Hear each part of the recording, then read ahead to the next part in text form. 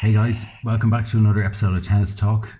Today we are joined by Irish sporting legend, former world snooker champion Ken Doherty. Ken, thanks so much for joining us. A very good evening to you, James. Thanks for having me on. Yeah. So how are you holding up these days? Bored, I must say. Bored, yeah. Very bored. Oh, gee, it's only so much Netflix that you can watch, but I'm managing to get out for a few walks and take the dogs and stuff like that, and going with my son. I got out for a game of golf a few days ago, and but just trying to fill in the boredom. Yeah, I've yeah. been catching up with a lot of Netflix. I know that a lot of good documentaries and good movies and good series and stuff like that. But other than that, it's been quite boring. I've been managing to get down, do a bit of practice in the snooker, but because my table is in a hotel and it's in a room on its own, so you're not interacting with any people in the hotel. That I just have the key and go down, and then it's okay. So from that regard, it's not too bad. Yeah. So you're still practicing away? I'm doing a little bit. I haven't been going down there every day now, But because the World Championship is postponed now till possibly August, September, July. I don't know when it's gonna. It just depends on whether it'll go ahead or not. That's the worrying thing. So I won't be playing until at least sort of July or August. Which is like 4 or 5 months away. So I want to play. That's the thing, and I'm sure a few, your tennis buddies will be the same. With all the tennis clubs closing down, even if they don't have any competitions, you just want to go in and hit a few balls, and it's just something that you've been doing all your life. And even though you don't have competition, you just want to go in and still hit balls and practice and still play some shots. Yeah, and I think the tennis clubs were mad busy up until a day or two ago. I'm assuming they're all closed now, but Yeah, they're all closed. Christian, my son, he can't get into his club, David Lloyd, in Clonski, and even the outdoor clubs like Bushy Park is closed, Rackgar's closed. They're all Castleknock. He was going up to play his meet up in Castleknock a few days, and that's closed now as well. And these are all outdoor courts, so yeah.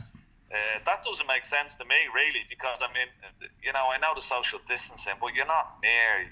Only when you maybe exchange over, but even then, you don't have to do that.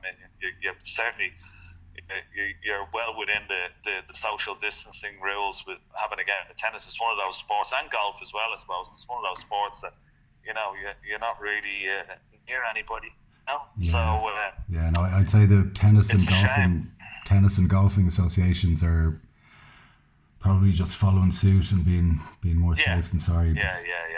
I can understand if you're going into the clubhouse and stuff like that, people have to stay in the clubhouse. But in certain tennis clubs, you don't have to go into the clubhouse. Yeah. You can just you book online and go straight out and book your court or whatever. And it's the same with golf. But I suppose that, if everybody else is doing it, I suppose they're just trying to fall into line. Everybody has to rally around, I suppose, and do the right thing. It's the Exactly. terrible times that we're living in at the moment. But They are tough times. we don't know what's going to happen. Yeah. And just as an aside, do you what's your attitude towards the lock-in? Obviously, everyone is personally, going through a bit an unusual time. But do you think you have because of your background, a certain mental toughness you've built up to? Yeah. Do you think that might help you? Snooker, it's a lonely sport, just like tennis is. It's an individual sport, and it's sort of it's mainly, you're competing at tournaments around, people that for years, but you're mainly on your own quite a lot of the time, So it's not too bad for me, really. I get to spend normally I'd be traveling quite a bit, back and forth to the UK or wherever for tournaments. Now we're supposed to China Open right now as we speak. And then the World Championship wasn't until the middle of April. So for me, it's nice to be home and spend time with my son Christian and just hang out with him. Although he wants to spend more time with his pals on the Switch, on the Nintendo Switch, Yeah. and and I'm watching YouTube rather than spending time with. But I drag him out for a walk, and spend a little bit of time, watch some movies with him and stuff like that. And so Christian, I know he's one of the top tennis players, one of the juniors. Are you guys now starting to brainstorm what you can do from home, as in training at the back garden, or? Yeah, well, he's been going up to the park and doing some fitness training and stuff like that.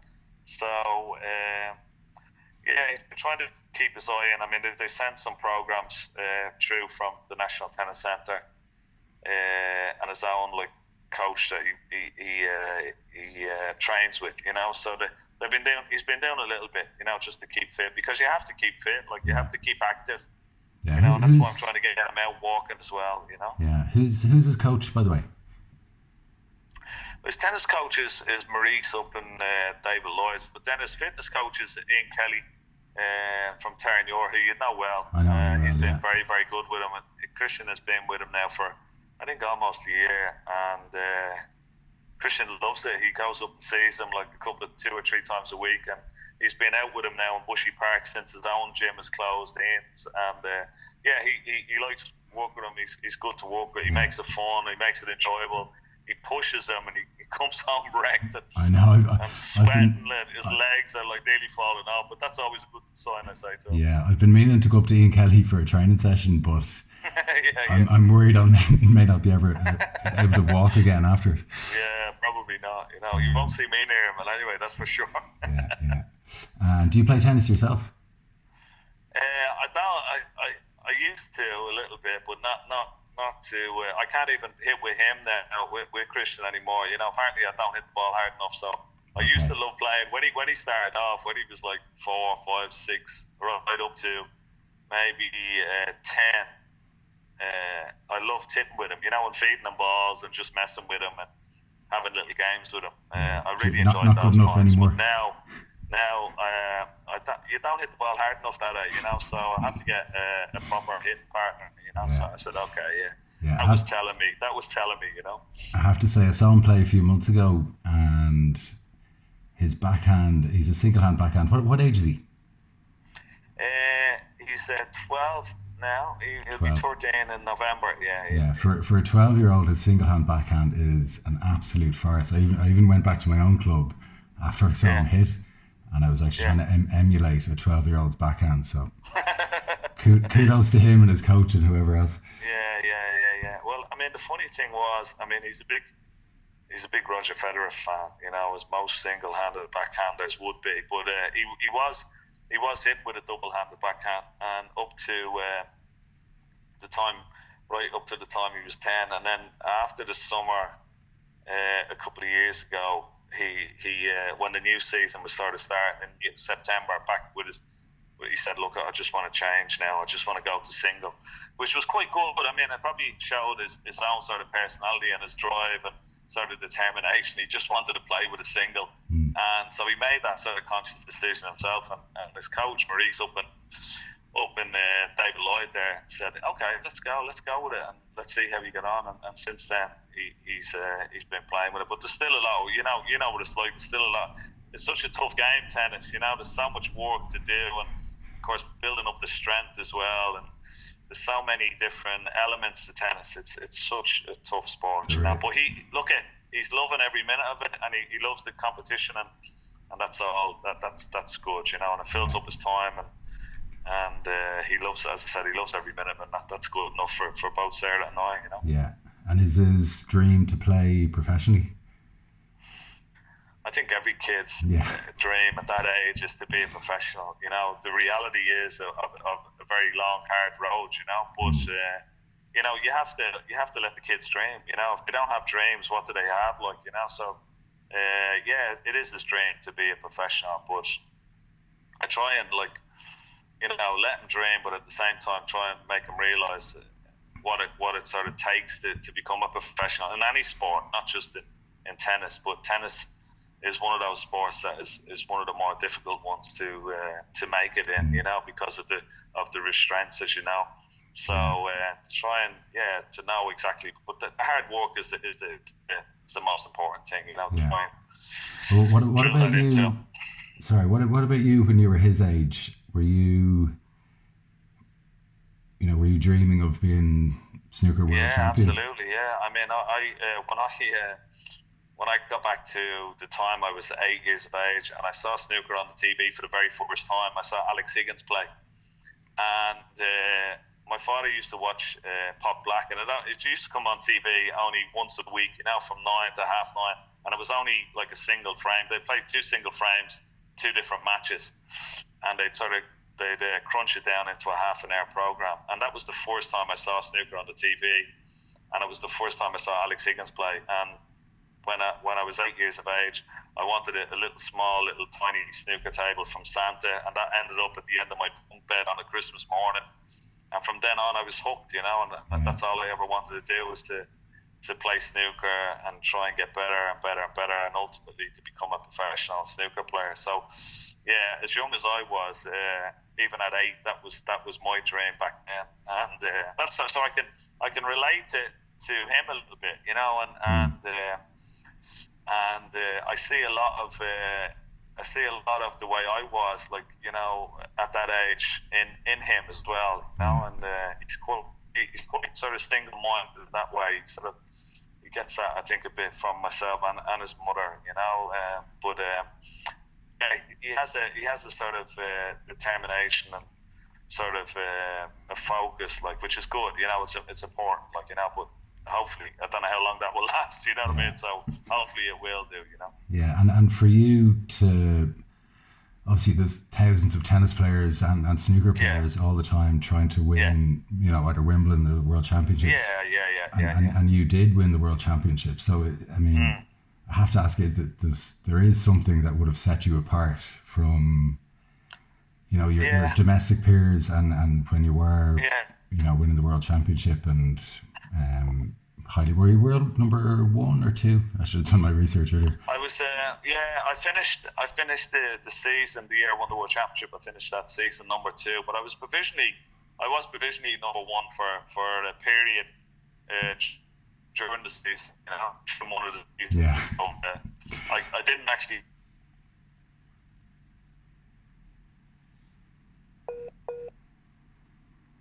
We've lost Ken for a second there. Apologies, folks. Reconnecting, apparently. Ken, sorry, lost you there for a second. But what I wanted to ask you was, specifically, what do you think set you apart?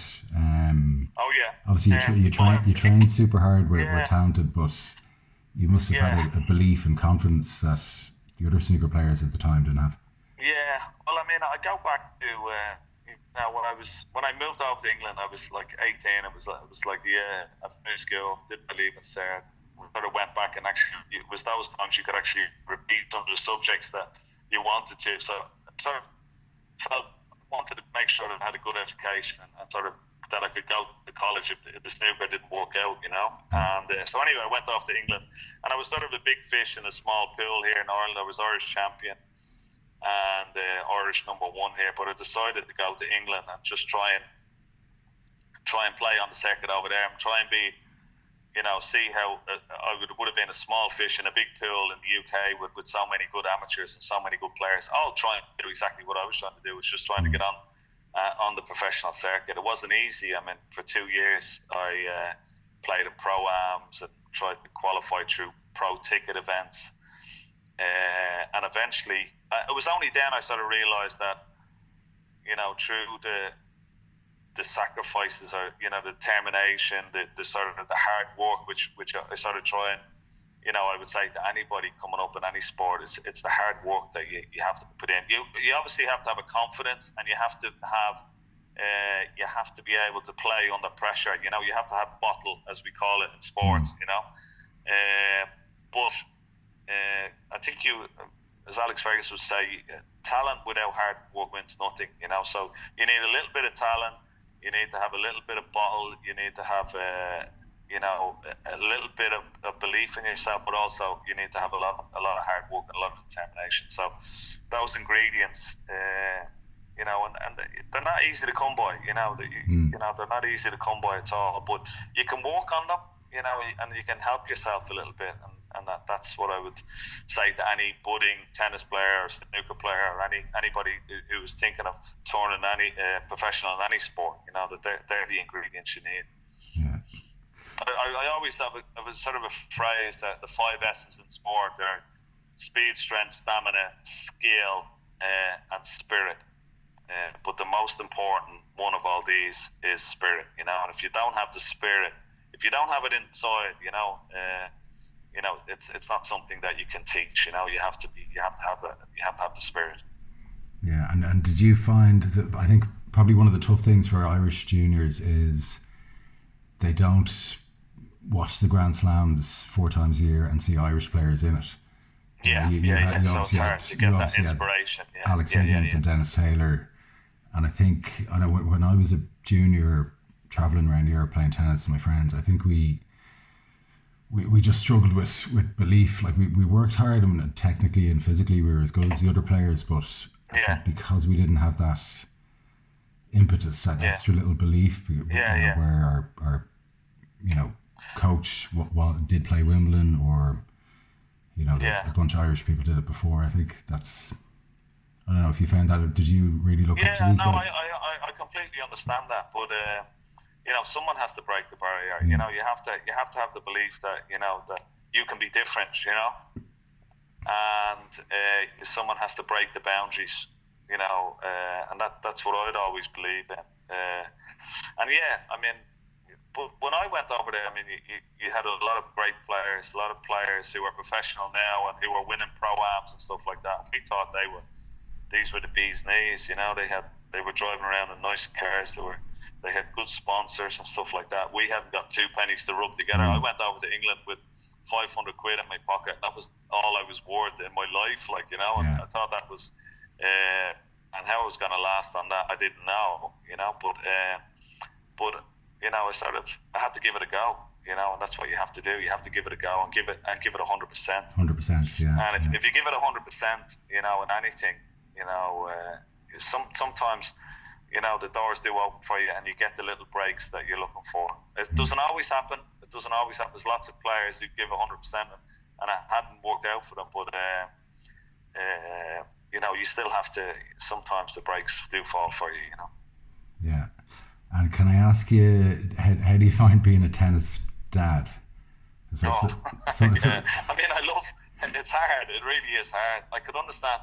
I mean, my father never saw me play. Only play on the table that I had at Christmas time. You know, he passed away when I was only 13, so he never saw me play in any tournament. You know, my mother could never watch me, never saw me play live. You know, she couldn't cope. She suffered from high blood pressure. You know, so she couldn't watch me play live at all. You know, so I can understand even when she wanted to come and watch me play that she got too nervous, and sometimes. I can understand that. You know, I see my wife; she gets very nervous when Christian is playing. If he's playing in a tough match or a final or whatever, I can handle it a lot better myself. But I still do get the butterflies. You know that I still sort of play every shot with him, and I still get nervous watching them. It's always harder, I think, watching because you're not in any control. When you're out there playing, at least you have some sort of control, you know, and you don't feel as nervous. But when you're watching as a parent or as a friend or whatever you might be doing, a family member, it is very, very difficult. You know, I see some mothers and fathers, and, you know, they dip you up the wall, you know, in some of the tournaments. There are some out there, yeah, it's quite. I mean, I'll give you a funny story. I was at a tournament once with Christian, and he was playing in the final in Germany, and myself and my wife started sitting together, you know, at the beginning of the match. By the end of the match, she was sitting at one end of the court and I was sitting at the other end of the court because I couldn't sit with her anymore because she was making me even more nervous, you know, and like telling him what to play or what shots he was missing. I couldn't even listen to her anymore. I had to get away from her. I ended up sitting with the boy that Christian was playing in the final with his mother sitting beside her watching the match. She was a lot calmer than, so that's how bad it can get at times. Yeah, you know? I've seen it. Yeah, you've seen it many times, I'm sure. Yeah. I had a rule with my folks that they just couldn't come to watch the matches because I knew that they would be getting nervous. It was like, oh, it's extra stress. Yeah. And then of course that would stress you out probably as well. Exactly. Yeah.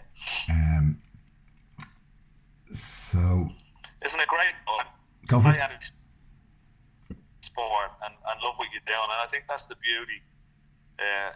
For us is that he's playing all this tennis, and he's gone to different places, playing tournaments. It's great character building. He's playing with people that he knows and different kids that he doesn't know. And it's a good way to for his fitness, for his well-being.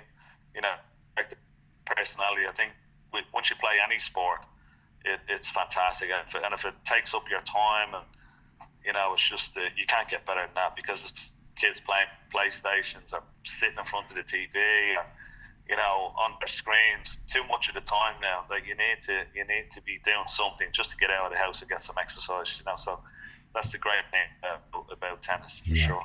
Yeah, and I think what the teenagers don't realize is through all these matches and training, they're building lifelong friends and life skills. Now I know they're they're dealing with the broken rackets and the tears and the rivalries and the fights and the works, but I think it's the wouldn't change it. That's all part of the building character. And tennis, you can for as long as you're alive, basically. You know what I mean? It's the fantastic. You see.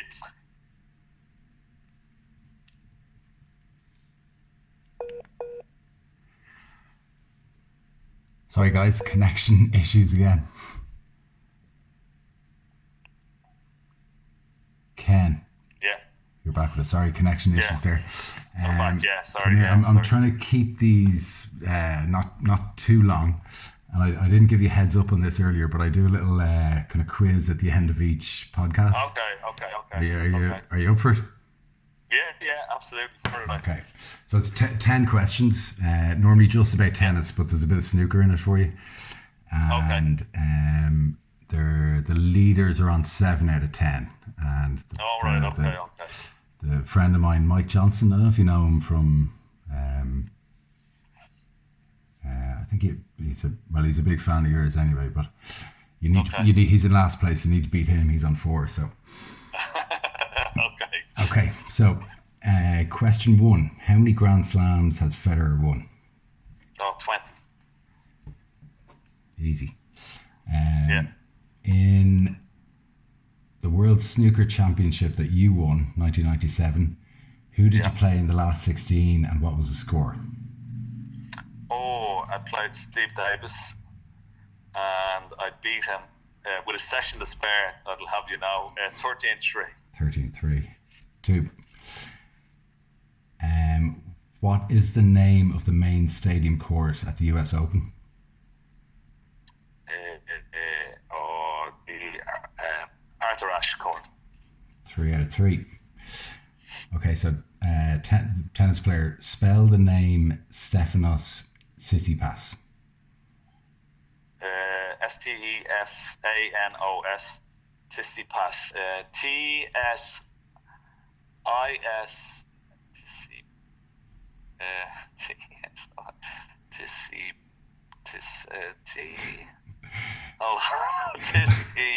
Hold on. Could I have given you a worse one? Hold on. CISIP.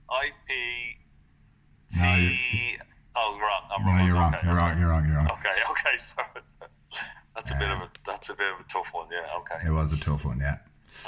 Go on. Next question. In tennis, if a player throws a racket at the ball because he can't reach it, and the racket manages to hit the ball back into play, is that legal or not?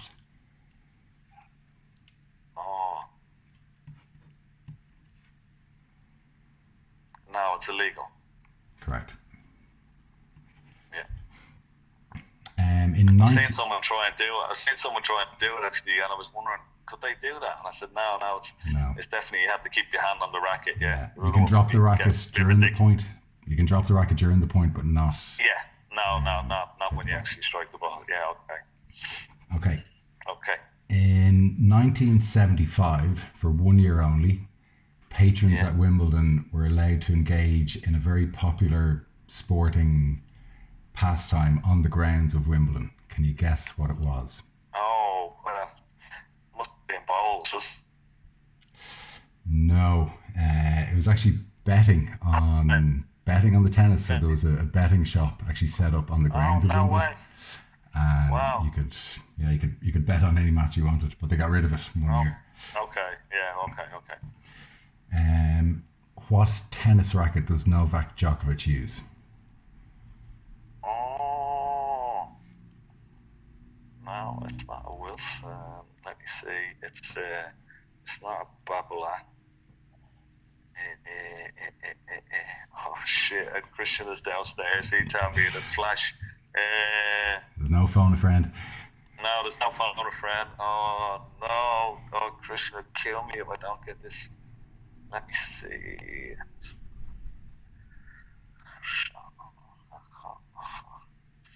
not a Wilson. It's not a Babolat.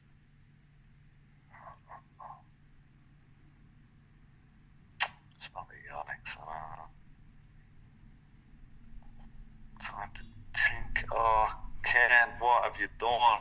Can't remember. Oh, no, that's gonna drive me mad. I won't be able to sleep tonight. Oh, Genie. I'll just go Babolat. No, head. Head. Oh, gee. Yeah. Oh, I lost my head. You lost your head, yeah. Okay, next question. In 2019, who said this? It's a quote. I'm playing the equivalent of Roger Federer of the snooker table, but he's probably even better than that. Oh, well, I know who he was talking about. He's probably talking about Ronnie O'Sullivan. Yeah. Who said that? Jenny, anybody could have said that. It's probably in 2000 and 2019. 2019. So it could be Robertson or Trump. I would say Judd Trump. No, Robertson. Robertson. Oh, sugar. Yeah. Next question. What two players played in the final of Wimbledon in 1988 and 1990 in the men's? What two players played in the final of Wimbledon in 1988 and 1990? Becker Edberg. Yeah. Oh. Yeah. Man, okay, last question. Right, okay. How many have I got, by the way? Where are we? So you have one. I think I've missed three. I must have six. 3.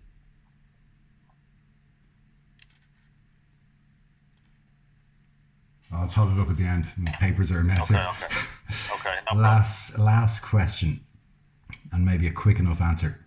How many shots will a snooker player hit if he scores the highest possible score in a frame of snooker? 15 reds, 15 blacks. That's 30, and then the 6 colours is 36. You didn't really think about the question. What about if 37?